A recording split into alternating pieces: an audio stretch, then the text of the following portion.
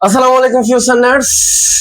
First ইয়ারদের জন্যই মূলত হচ্ছে যে এই ভিডিওগুলো আমি জেনারেল প্যাথোলজির একটা প্লেলিস্ট তৈরি করব। সো তোমরা যারা যারা ফার্স্ট ইয়ার মধ্যে আছো তারা কিন্তু এই ভিডিওগুলো দেখতে পারো, ঠিক আছে? সো এই ভিডিওগুলোতে আমি এমন ভাবে আলোচনা করার চেষ্টা করব যাতে করে তোমার মনে আর কোনো ধরনের প্রশ্ন না আসে।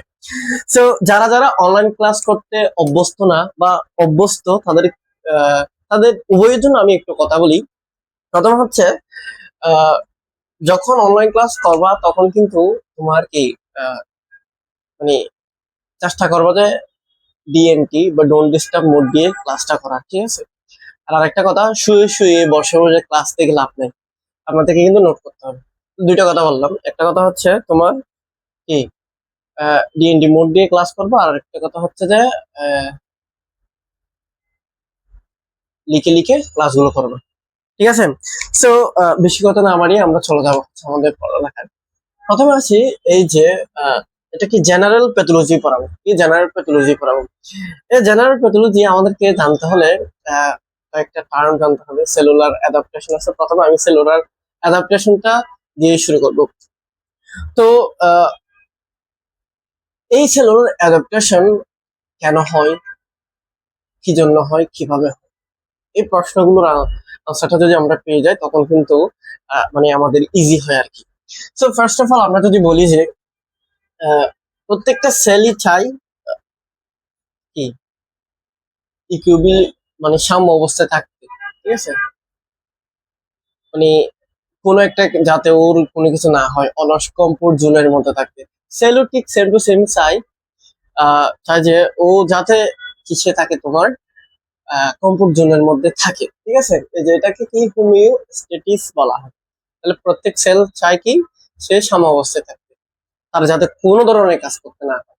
সে বসে বসে খাবে, ওর মতো করে ও আসবে খাবে, ওর কাজ অতটুকুই, ওটা ও চাই।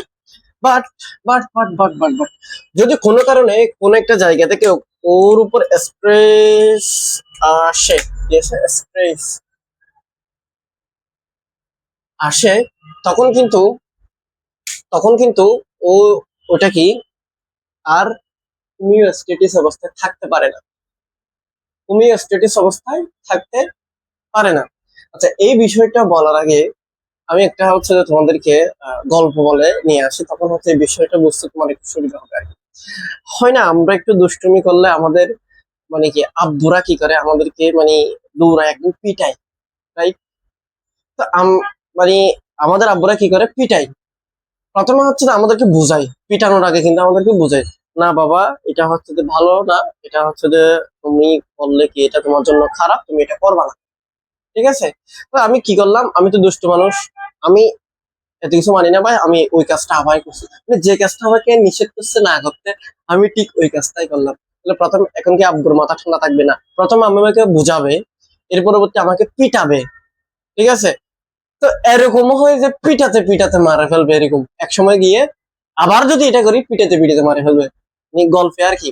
অবশ্যই এরকম মারছে, কিন্তু এটা আছে আমাদের হযরত ওমর রাদিয়াল্লাহু তাআলা আনহু, এই যে তোমার মদ্যপান করছিল ওর ছেলে, মাত্র কিন্তু মারা ফেলছে, এই যে ছেলেকে কিন্তু মারা ফেলছে এরকম।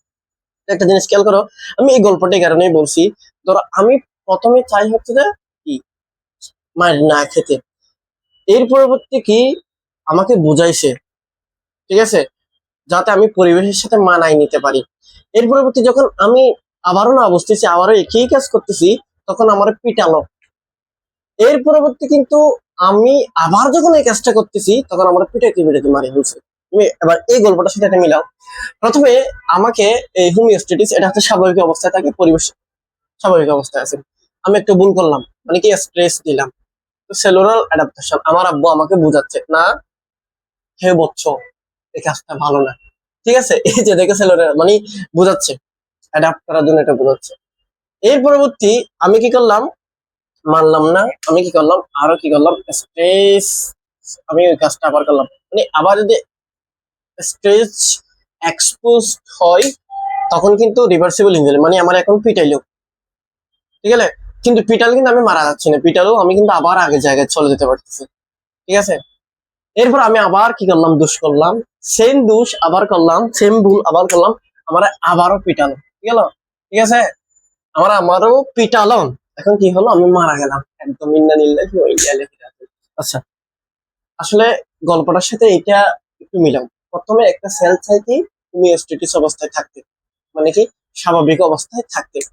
যখন এর মধ্যে স্ট্রেস এক্সপোজড হবে তখন কিন্তু ও চাইবে, বিভিন্ন ভাবে চাইবে সেলুলার অ্যাডাপ্টেশন করতে। আমাদেরকে যখন মারে, আমি চাই না, মানে কখনো হচ্ছে ওই যে খাটের নিচে লুকায় থাকতে, কখনো এইভাবে ফালায় চলে যায় না, মানে নিজেকে একটু কি করে অ্যাডাপ্ট করি, মানে ফালা চলে থাকে। সেলুলার অ্যাডাপ্টেশন যে কোনো ভাবে ও কিভাবে অ্যাডাপ্ট করতে চাইবে, যখন ওর উপর কি আসবে, স্ট্রেসটা আসবে। এর পরবর্তী যখন আরো স্ট্রেস এক্সপোজড হবে তখন কিন্তু রিভার্সিবল ইনজুরি হবে। তখন কি হবে, রিভার্সিবল ইনজুরি। রিভার্সিবল কেন, কারণ হচ্ছে এটা আবার কি, আবার আমার কি এই জায়গা থেকে রিভার্সিবল ইনজুরি থেকে এটা আবার কি আগের অবস্থানে চলে যেতে পারে। মানে আমার পিটাইলেও আমি কিন্তু মারা যাইনি, তখন আমাকে পিটাইলেও চাপুর দিয়ে একটা দিলেও আমি কিন্তু আবার কি ভালো হয়ে যেতে পারি, এরকম একটা আশঙ্কা। এই যে দেখো, এই যে রিভার্সিবল ইনজুরি হলে এটা কিন্তু আবার কি হোমিওস্ট্যাটিসের মধ্যে যেতে পারে, সেলটা হোমিওস্ট্যাটিসের মধ্যে যেতে পারে। কিন্তু আমি আবার দোষ করলাম, মানে এখানের মধ্যে আবার স্ট্রেস এক্সপোজড হলো, এখন কিন্তু রিভার্সিবল ইনজুরি একদম মারি শেষ করতে হবে বিয়াদব। আচ্ছা কি ইরিভার্সিবল ইনজুরি একদম কি না, তাহলে আমি সব কথার একটা কথা, প্রথমে একটা সেল হোমিওস্ট্যাটিস অবস্থা থাকতে চান, এর পরবর্তী হচ্ছে ও অ্যাডাপ্ট করতে চাইবে, এর পরবর্তী যদি ও অ্যাডাপ্ট করতে না পারে তাহলে কি করবে, ও রিভার্সিবল ইনজুরি হবে, রিভার্সিবল ইনজুরি হবে। এর পরবর্তী যদি স্ট্রেসটা আমার থেকে কি হয় সরিয়ে না নিলে তখন কি হবে, রিভার্সিবল ইনজুরি হবে। তো এই ক্ষেত্রে হোমিওস্ট্যাটিসটা, এটা তো আমরা এমনি ফিজিওলজির মধ্যে পড়ি কেমনে কেমনে কি কি হয় সেগুলো, ঠিক আছে। আমরা এখন পড়ছি সেলুলার অ্যাডাপ্টেশন। সেলুলার অ্যাডাপ্টেশন যদি আমরা পড়তে চাই, একটা সেল কেমনে কেমনে অ্যাডাপ্ট করবে, কোন একটা স্ট্রেস যদি আমার সেলের মধ্যে আসে, তাহলে এই সেলটা কেমনে কেমনে অ্যাডাপ্ট করতে পারে। এই সেলটা চারটা ভাবে, রবিনসের মধ্যে আছে চারটা ভাবে, মানে আরেকটা বই আছে ওটার মধ্যে পাঁচটা আছে, তো আমরা চারটাই পড়বো, ঠিক আছে। হাইপার প্লাসিয়া হতে পারে, মাধ্যমে কি করতে পারে, ও সেলুলার অ্যাডাপ্ট করতে পারে, অথবা হাইপারট্রফি করেও করতে পারে, অথবা অ্যাট্রফি করে করতে পারে, অথবা মেটাপ্লাসিয়া করেও করতে পারে, ঠিক আছে। তার আগে আমরা একটু সেলুলার অ্যাডাপ্টেশনের ডেফিনেশনটা একটু আমাদের শিখতে হবে, কেন, ওই যে পায়ের মধ্যে বলার জন্য আর ঠিক আছে। তাহলে কি, সেলুলার অ্যাডাপ্টেশন আর রিভার্সিবল চেঞ্জ ইন সায়েন্স, এটা কিন্তু অবশ্যই কি হতে হবে অভিজিৎ, অবশ্যই কিন্তু আমার হতে হবে কিন্তু কি রিভার্সিবল, মানে কি এটা আবার অবস্থায় হোমিওস্ট্যাটিস অবস্থায় আসতে পারবে, এরকম একটা অবস্থা। চেঞ্জ ইন সাইজ, সাইজে হয় বড় হবে, হয় নাম্বারে অথবা ফিনোটাইপ প্রকারভেদে, মেটাবলিক অ্যাক্টিভিটি অথবা মেটাবলিক অ্যাক্টিভিটির কারণে, অথবা ফাংশন অফ সেলের ফাংশনের মানে কি চেঞ্জ করার মাধ্যমে ও কি করতে পারে, অ্যাডাপ্ট করবে in response to change in their environment, পরিবেশের প্রতি সাড়া দিয়ে ওটা কি করে, মানে এই জিনিসটা করে আর কি, ঠিক আছে। তাহলে সেল চারটা ভাবে হচ্ছে তোমার কি করতে পারে, সেলুলার অ্যাডাপ্টেশনটা করতে পারে। ওর উপর যখন স্ট্রেস এক্সপোজড হবে, ও চারটা ভাবে, ও এই চারটা ভাবে কি করতে পারে, তোমার কি করতে পারে রে, অ্যাডাপ্ট করতে পারে। প্রথম হচ্ছে হাইপার প্লাসিয়া, কথা আছে এখানের মধ্যে। হাইপার মানে হচ্ছে বেশি, কি বললাম ভাইয়ারা, হাইপার মানে কি বেশি, বেশি, ঠিক আছে। প্লাসিয়া মানে হচ্ছে নাম্বার, নাম্বার, ঠিক আছে। হাইপারপ্লাসিয়া মানে কি ইনক্রিজিং ইন নাম্বার, ঠিক আছে। তাহলে সেল যদি না কি সংখ্যা যদি বড় হয়, যেমন আমি যদি বলি এই একটা, মনে করো একটা সেল, একটা নিউক্লিয়াস, এটা থেকে যদি তোমার সংখ্যায় বেশি হয়, যেমন এই যে এরকম এরকম করে কি অনেকগুলো সংখ্যা হয়ে গেল, ঠিক আছে, অনেকগুলো সংখ্যা হয়ে গেল, এই যে কি নাম্বার বৃদ্ধি পাচ্ছে, তখন এটা হবে কি হাইপারপ্লাসিয়া।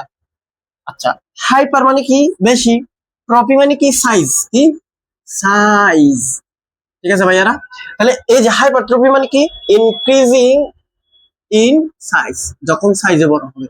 যেমন একটা সেল মনে করে এরকম আছে, এটা কি হয়ে গেল, এই যে এরকম হয়ে গেল, তখন কি হয়ে যাবে, তোমার এটাকে বলা হয় হাইপারট্রফি। অ্যাট্রফি, এ মানে অ্যাবসেন্ট, ট্রফি মানে কি সাইজ, মানে কি অ্যাবসেন্ট বলতে এখানে একটু রিডিউসিং বোঝাচ্ছে আর কি। তাহলে কি রিডিউসিং অফ সাইন্স, সাইজ কি সাইজটা কি করে ফেলা, এস আই, সাইজ কি হয়ে যাবে তাহলে রিডিউস করা, ঠিক আছে। মেটাপ্লাসিয়া, মেটা মানে পরিবর্তন, ঠিক আছে, মেটা মানে কি পরিবর্তন, চেঞ্জ, পরিবর্তন। প্লাসিয়া মানে কি নাম্বার, মানে কি একটা সেল অন্য একটা সেলের মধ্যে রূপান্তর করে। তো এই চারটা জিনিস নিয়ে হচ্ছে আমাদের মূলত পড়ালেখা করা লাগবে। তো আমি প্রথমে হচ্ছে যে এখানের মধ্যে হাইপারপ্লাসিয়া নিয়ে কথা বলবো, ঠিক আছে ভাইরা। আসলে এই জিনিসগুলো বোঝা গেছে না, আমি আর একটু রিক্যাপ করি। প্রথমে একটা সেল হোমিওস্ট্যাটিস অবস্থায় রাখতে হয়, এর পরবর্তী এর মধ্যে যদি স্ট্রেস হয় তখন কি হয়, সেলুলার অ্যাডাপ্টেশন করবে, অ্যাডাপ্ট করতে চেষ্টা করবে। অ্যাডাপ্ট করতে চেষ্টা করার ফলেও যদি ওর মধ্যে আরো স্ট্রেস এক্সপোজ হয় তখন কিন্তু ও রিভার্সিবল ইনজুরি করবে। এর মধ্যে যদি আবার স্ট্রেস দেয় তখন কি হবে, রিভার্সিবল ইনজুরি, লাইক কি তোমার এই সময় কি লাস্টে মারাও যেতে পারে, ডেথও হতে পারে এটা সেল, ঠিক আছে। এই গেল আমার ফার্স্ট জিনিসপত্র। আচ্ছা, এখন হচ্ছে এই যে সেলুলার অ্যাডাপ্টেশনটা আছে, সেলুলার অ্যাডাপ্টেশনের মধ্যে আমরা কয়টা টাইপ করছি, চারটা টাইপ করছি। একটা হচ্ছে যে হাইপারপ্লাসিয়া, হাইপারট্রফি, অ্যাট্রফি, মেটাপ্লাসিয়া, ঠিক আছে। ওখান থেকে যে প্রথম যে জিনিসটা আছে তথা হাইপারপ্লাসিয়া, ওইটা নিয়ে আমরা এখন ডিসকাস করব, ঠিক আছে। তো হাইপারপ্লাসিয়া জানি কি ছিল, হাইপার মানে বেশি, প্লাসিয়া মানে নাম্বার, হাইপারপ্লাসিয়া মানে বেশি নাম্বার। আচ্ছা দেখো, hyperplasia is an increase in the number of cells in an organ or tissue. Tissue অথবা অর্গানের মধ্যে কি সেলের পরিমাণটা বাড়বে in response to stimulation, স্টিমুলেশনের প্রতি সাড়া দিয়ে, ঠিক আছে, স্টিমুলেশনের প্রতি সাড়া দিয়ে। নরমালি দেখুন, নরমালি একটা সেল থেকে যখন সেল ডিভিশন হয়, সেল ডিভিশন হয় তখন কিন্তু একটা কাহিনী থাকে কি, এই এখানে না রিসেপ্টর থাকে, কি থাকে ভাইয়ারা, কতগুলো কি থাকে রে, রিসেপ্টর থাকে, কি রিসেপ্টর থাকে, এই রিসেপ্টর তোমার এখানের মধ্যে যদি এই রিসেপ্টর দেখো ভালো করে, এখানে কতগুলো কি থাকবে, গ্রুথ ফ্যাক্টর যদি বেশি থাকে,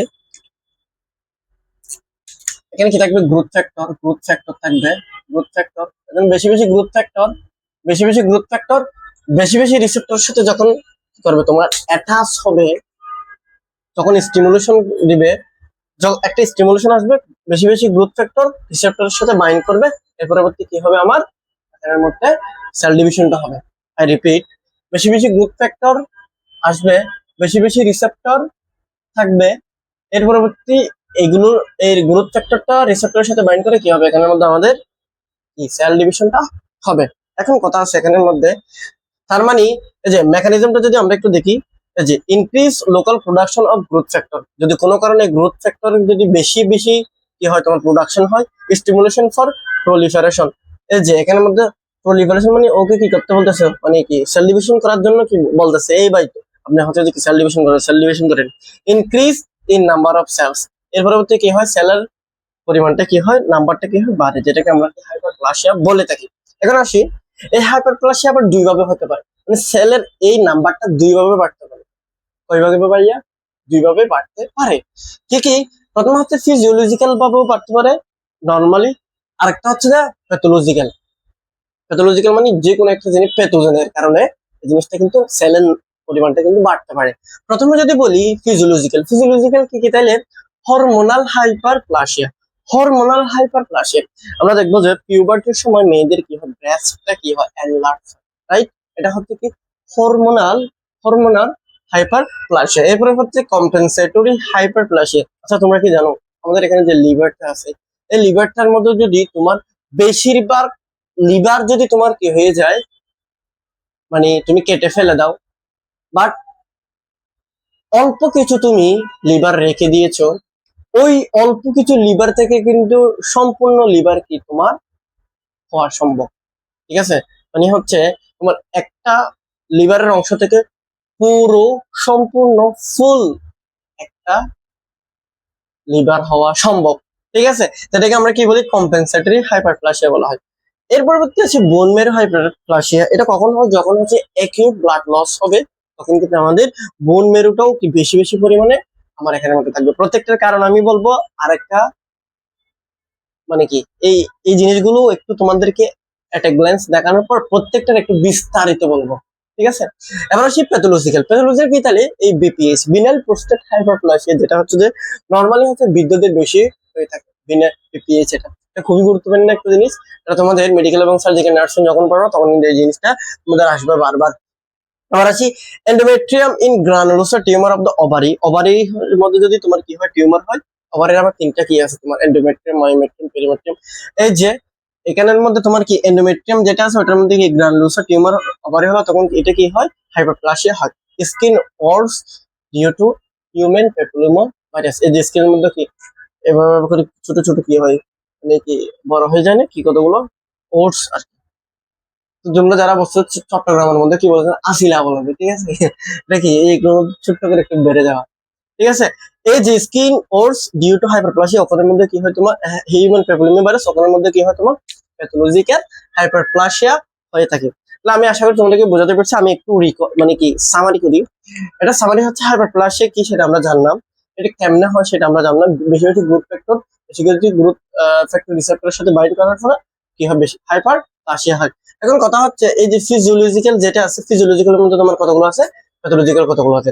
এই যে ফিজিওলজিক্যালের মধ্যে তোমার কি আছে, হরমোনাল হাইপারপ্লাসিয়া আছে, কম্পেনসেটরি হাইপারপ্লাসিয়া আছে, বোন ম্যারো হাইপারপ্লাসিয়া আছে। আর প্যাথোলজিক্যালের মধ্যে কি আছে, বিপিএস এবং কি endometrium in granulosa tumour of ovary skin warts due to human papilloma virus. তো আমরা প্রত্যেকটা জিনিস একদম ইন ডিটেলস জানবো। প্রথমে আমরা জানবো এই যে ফিজিওলজিক্যাল গুলোর এই তিনটা পার্ট কেন হয়, মানে রিজনটা কি, এটা আমরা জানবো, ঠিক আছে।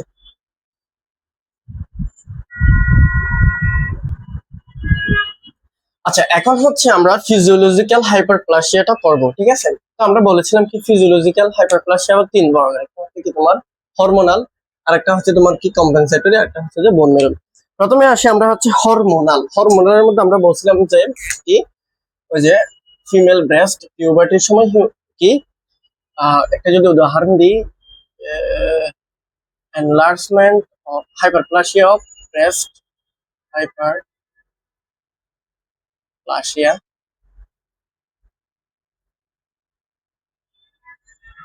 ডিউরিং পিউবার্টি, পিউবার্টি কি ফিমেল ব্রেস্ট, ফিমেল ব্রেস্ট। এটা আমরা যদি একটু বলি, দেখো ভাইয়ারা, একটা নর্মাল সেল ডিভিশন সময় আমরা কি বলেছিলাম, তুমি একটা সেল ঠিক তখনই হচ্ছে তোমার সেল ডিভিশন এর মধ্যে যাবে যখন হচ্ছে তোমার এখানের মধ্যে গ্রোথ ফ্যাক্টর থাকবে, রিসেপ্টর থাকবে। এই গ্রোথ ফ্যাক্টরটা এসে রিসেপ্টরের সাথে যখন বাইন্ড করবে, কি গ্রোথ ফ্যাক্টরটা এসে রিসেপ্টরের সাথে বাইন্ড করে বলবে ভাই আপনি সেল ডিভিশন করেন, সেল ডিভিশন করেন, প্রলিফারেশন করে আর কি। এই যে দেখো তোমার এই যে এখানের মধ্যে এখানে এসে বলা, তাহলে এই দেখো হাইপারপ্লাসিয়া ডিউরিং কি পিউবার্টি ফিমেল ব্রেস্ট কেন হয়। নরমালি একটা ফিমেল ব্রেস্টের মধ্যে তোমার কি থাকে, যদি একটা যে ফিমেল ব্রেস্ট হয় এর মধ্যে যে সেলগুলো থাকে, দেখো যারা এই সেলগুলো থাকে এগুলা আমরা জানি কি এখানের মধ্যে কি থাকবে, ফিমেলে পিউবার্টির সময় কি হয়, স্ট্রোজেন আছে, স্ট্রোজেন রিলিজ হয়, স্ট্রোজেন হরমোন রিলিজ হয়, রাইট। স্ট্রোজেন হরমোনের পরিমাণটা তোমার কি হয় পিউবার্টির সময় হচ্ছে কি, ডিউরিং পিউবার্টি একটু কি থাকে তোমার বেশি রিলিজ হয় আর কি, বলা যায় এটা বেশি থাকে। এখন একটু ভালোভাবে খেয়াল করো, এই যে এটা কিন্তু গ্রোথ ফ্যাক্টর নয়, বাট এটা ইনডিরেক্টলি গ্রোথ ফ্যাক্টর হিসেবে কাজ করে। এটা হচ্ছে গ্রোথ ফ্যাক্টর নয়, বাট এটা কি growth factor, indirectly growth factor হিসেবে কাজ করে। কি indirectly, indirectly, indirectly growth factor হিসেবে কাজ করে। এই এস্ট্রোজেনটা, এস্ট্রোজেনটা এই যে গ্রোথ ফ্যাক্টর হিসেবে কাজ করে, গ্রোথ ফ্যাক্টর হিসেবে কাজ করার পর তোমার এখানের মধ্যে কি হয়, প্রলিফারেশন করে এবং এখানে সেলের নাম্বারটা বাড়ে, যার ফলে ব্রেস্ট কি হয়ে যায় তোমার এখানের মধ্যে এই সেলগুলো কি নাম্বারে বাড়ে। বুঝা গেছে? তাহলে এখানে কি তোমাকে স্ট্রেসটা দিচ্ছে কি, এস্ট্রোজেনটাই দিচ্ছে, ঠিক আছে। প্রলিফারেশন করার জন্য তোমার প্রেসারটাকে দিচ্ছে, স্ট্রেসটা কি দিচ্ছে, এস্ট্রোজেনও দিচ্ছে, ঠিক আছে। আবার আছে কম্পেনসেটরি হাইপারপ্লাসিয়া। এটা এটা হচ্ছে যদি কোথায়, এটা যদি আমার একটা কি হয় তোমার দেখো ভালো করে, এই আবার একটা কি হয় লিভার হয়। এই লিভারটা ভালো করে ভাইয়েরা, এই লিভারটা কিন্তু তোমার কি হবে জানো, এই লিভারটার মনে করো তুমি অর্ধেক কাইটা লাইছো, কি কেটে ফেলেছো, এই যে তুমি এটা কেটে ফেলেছো, এই অতটুকু পর্যন্ত তুমি কেটে ফেলেছো, ঠিক আছে।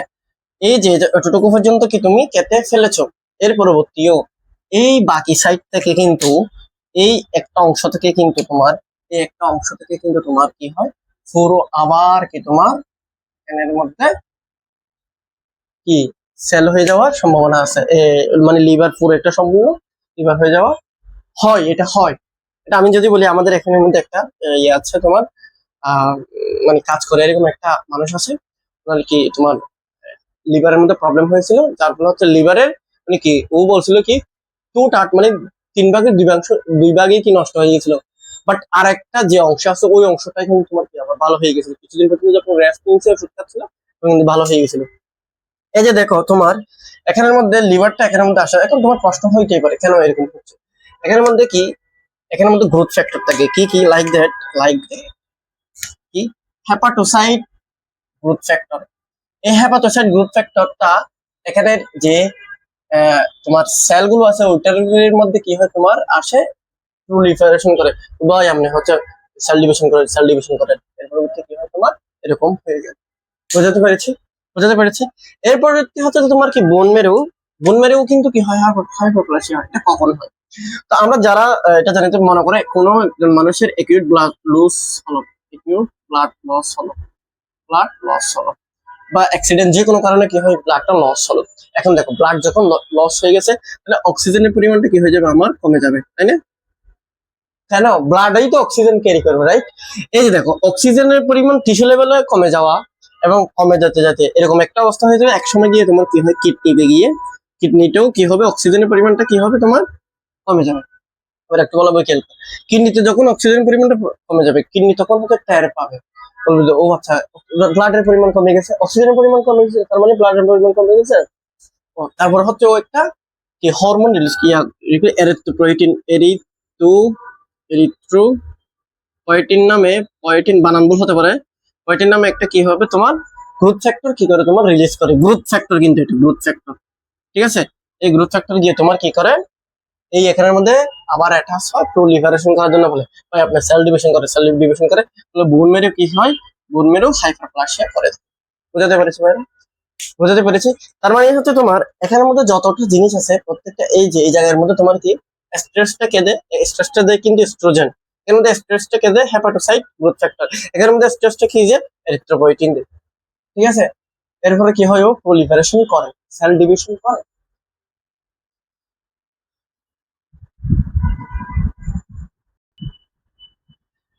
আচ্ছা এখন হচ্ছে আমরা পড়বো হচ্ছে প্যাথোলজিক্যাল যে হাইপারপ্লাসিয়া আছে ওই জিনিসটা, ঠিক আছে ভাইরা? তো প্যাথোলজিক্যাল যে হাইপারপ্লাসিয়া হচ্ছে ওখানের মধ্যে আমি 3টা উদাহরণ দিয়েছিলাম, একটা হচ্ছে BPH benign prostate hyperplasia, endometrium in granulosa tumour of ovary এবং স্কিন অর্স। এখন আসি এই যে প্রথমে যদি বলি বিনাল প্রোস্টেট হাইপারপ্লাসিয়া বা বিপিএইচ এই জিনিসটা কি, নরমালি হচ্ছে তো আমাদের এটা একটা ইউরেথ্রা হলে ইউরিনারি ব্লাডার, এখানে আমরা যদি কি থাকে আমাদের প্রোস্টেট থাকে, 2টা প্রোস্টেট থাকে, ঠিক আছে? 2টা প্রোস্টেট থাকে, ভালো কথা, প্রোস্টেট থাকে। কোনো কারণে যদি এটা এই যে তোমার এই যে তোমার এই প্রোস্টেট গুলো যদি বড় হয়ে যায়, এই যে দেখো এখানের মধ্যে বড় হয়ে যায়, তখন এটাকে বলি আমরা কি বিনাল প্রোস্টেট হাইপারপ্লাসিয়া।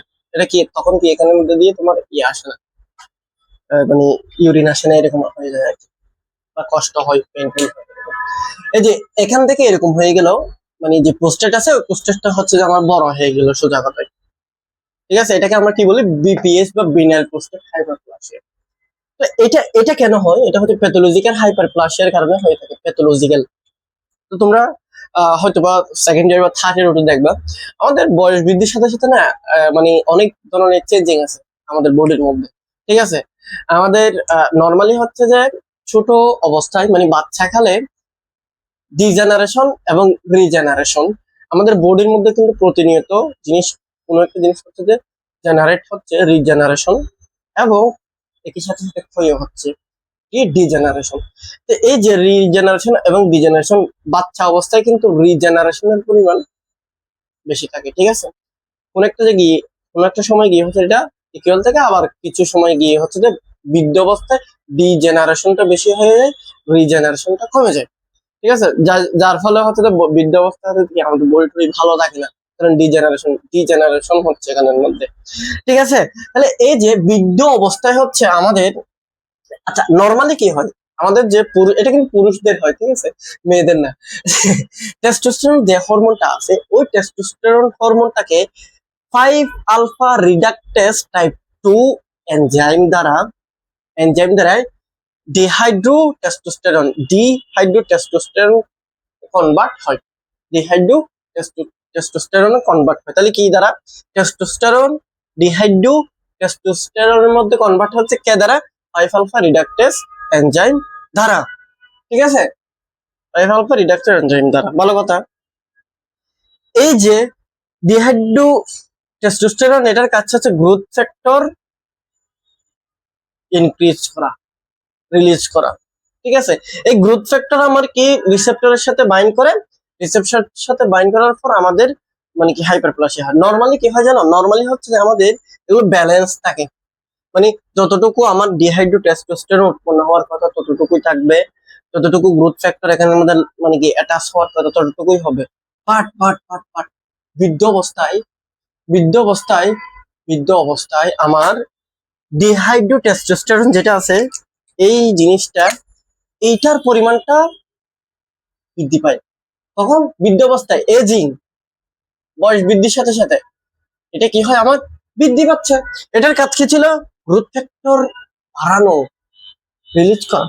এই যে গ্রোথ ফ্যাক্টর যখন গ্রোথ ফ্যাক্টর যখন আসতেছে, এই বেশি গ্রোথ ফ্যাক্টর তোমার গ্রোথ রিসেপ্টরের সাথে বাইন্ড করে হাইপারপ্লাসিয়া হয়, যার ফলে এই অবস্থা থেকে বৃদ্ধ অবস্থায় এরকম একটা অবস্থার মধ্যে চলে যায়, এটাকে আমরা বিনাল পুস্টেড হাইপারপ্লাসিয়া বলি। তার জন্য কি কি ওষুধ ব্যবহার করা হবে এগুলো আমি অনেক আগেই বলে দিয়েছি। ঠিক আছে, টেমসোলুসিন। আচ্ছা, এই পরবর্তী হচ্ছে তোমার, এটা বোঝা গেছে না? তাহলে এটা কেন হয়? বয়স বৃদ্ধির সাথে, নরমালি আমাদের এগুলো হচ্ছে ব্যালেন্স অবস্থা থাকে, বয়স বৃদ্ধির সাথে সাথে ডিহাইড্রোটেস্টোস্টেরন যেটা আছে সেটার পরিমাণটা বৃদ্ধি পায়, গ্রোথ ফ্যাক্টর বৃদ্ধি পায়, বেশি গ্রোথ রিসেপ্টরের সাথে বাইন্ড করে, ফলে হাইপারপ্লাসিয়া হয়। এবার আসি endometrium in granulosa tumour of the ovary. আমরা যদি দেখি ওভারির মধ্যে, ওভারি এটা নরমাল একটা ওভারি আঁকি। ঠিক আছে, এই যে দেখো আমার বাজে আঁকা থাকে, এগুলো বেশি ডিস্টার্ব লাগে। এরপর যদি আমি একটা আঁকি, ঠিক আছে, আমি যদি বলি এই যে একটা এন্ডোমেট্রিয়াম, এটাই এন্ডোমেট্রিয়াম, এটা এন্ডোমেট্রিয়াম, এখানে একটা মায়োমেট্রিয়াম আছে, মায়োমেট্রিয়াম, এটা হচ্ছে আমাদের এন্ডোমেট্রিয়াম। ঠিক আছে, এন্ডো মানে কি তোমার ভিতরে ভিতরে ভিতরে যে লেয়ারটা আছে ওভারির, এটা হচ্ছে এন্ডোমেট্রিয়াম। ঠিক আছে ভাইয়ারা, এন্ডোমেট্রিয়াম। ভালো কথা। এর উপরে যেটা আছে সেটা হচ্ছে মায়োমেট্রিয়াম, এবং এখানে আরো একটা লেয়ার থাকে। ঠিক আছে, এটা মেবি পেরিমেট্রিয়াম, আমার শিওর মনে নেই। এই যে মায়োমেট্রিয়ামটা না আমার স্টেবল বেশি, কি স্টেবল বেশি, স্টেবল বেশি, স্মুথ মাসেল। এটা কি স্মুথ মাসেল, স্মুথ মাসেল, এবং কি এটা স্মুথ, এবং কি স্টেবল বেশি। স্টেবল বেশি হওয়ার কারণে না এটা কখনো না সংখ্যা বৃদ্ধি করে না, সংখ্যা বৃদ্ধি করে না, বাট এরা ও সাইজে বড় হতে পারে। স্টেবল যেহেতু, ও বলে যে না ভাই আমি হচ্ছে কি করবো না, ইয়ে করবো না, মানে বেশি সংখ্যায় যাইতে পারবো না, আমি জাস্ট বড় হতে পারবো, এটা স্টেবল, সেজন্য ও ঘাটটা আমি করতে পারি। বাট এন্ডোমেট্রিয়াম কিন্তু তোমার কি স্টেবল নয়, ও হচ্ছে লেবাইল। ঠিক আছে, ও কিন্তু লেবাইল হওয়ার কারণে তোমার কি কি করতে পারে, তোমার হাইপারপ্লাসিয়া করে, কি হাইপারপ্লাসিয়া করে। ঠিক আছে, এই জিনিসটা মনে রাখবো। তার মানে ওভারির মধ্যে তোমার ভিতরে যে এই লেয়ারটা আছে এন্ডোমেট্রিয়ামের মধ্যে হাইপারপ্লাসিয়া হয়, ওভারির মধ্যে মায়োমেট্রিয়ামের মধ্যে কি হয় তোমার, আমার হাইপারট্রফি হয়, হাইপারট্রফি হয়। ওভারির মধ্যে জিনিসটা খুবই গুরুত্বপূর্ণ। ঠিক আছে, এই যে গ্রানুলোসার টিউমার হলে আমাদের কি এখানের মধ্যে জিনিসটা বড় হয়ে যায়, কোনটা, এই যে যে আমাদের এন্ডোমেট্রিয়াম আছে এটা হচ্ছে আমার কি হয়ে যায়, বড় হয়ে যায়। ঠিক আছে, এটা বড় হয়ে যায় সেল সংখ্যা মানে কি বৃদ্ধির মাধ্যমে। ঠিক আছে, স্কিন ওর্স, স্কিন ওর্স কেন হয়? তো আমরা সবাই জানি যে হিউম্যান পেপিলোমা ভাইরাসের কারণে কি হয়, হিউম্যান পেপিলোমা ভাইরাস, এটার কারণে কি হয় অভিজিৎ? এটার কারণে হচ্ছে স্কিন ওর্স হয়। কথা হচ্ছে কেন হয়? নরমালি নরমালি আমরা ইন্টারের মধ্যে পড়ে এসেছি, একটা সেল, ভালো করে বুঝো, একটা সেল সেল ডিভিশন করে, রাইট? সেল ডিভিশন করার সময় মানে কতটা করবে, কেমনে কেমনে করবে, এটা নিয়ন্ত্রণ করে আমার এই যে ফসফরাস P53, কি বললাম, ফসফরাস P53। এইটার কারণে অনিয়ন্ত্রিত বা আনকন্ট্রোল সেল ডিভিশন হয় না। ঠিক আছে, কার কারণে? তাইলে ফসফরাস 53, তবে P53 বলি আর কি। তো এই যে হিউম্যান প্যাপিলোমা ভাইরাস যেটা আছে, হিউম্যান প্যাপিলোমা ভাইরাস যেটা আছে তোমার, এইটা কিন্তু এইকে কি করে দেয়, ইনহিবিশন করে দেয়, মানে ওর কাজকে বাধা দেয়।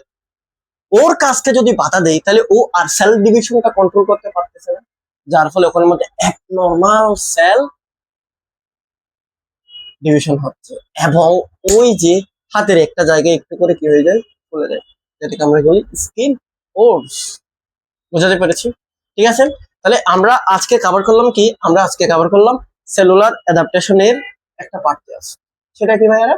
সেলুলার অ্যাডাপ্টেশনের আমরা জাস্ট একটা পার্ট হাইপারপ্লাসিয়া আমরা কভার করলাম।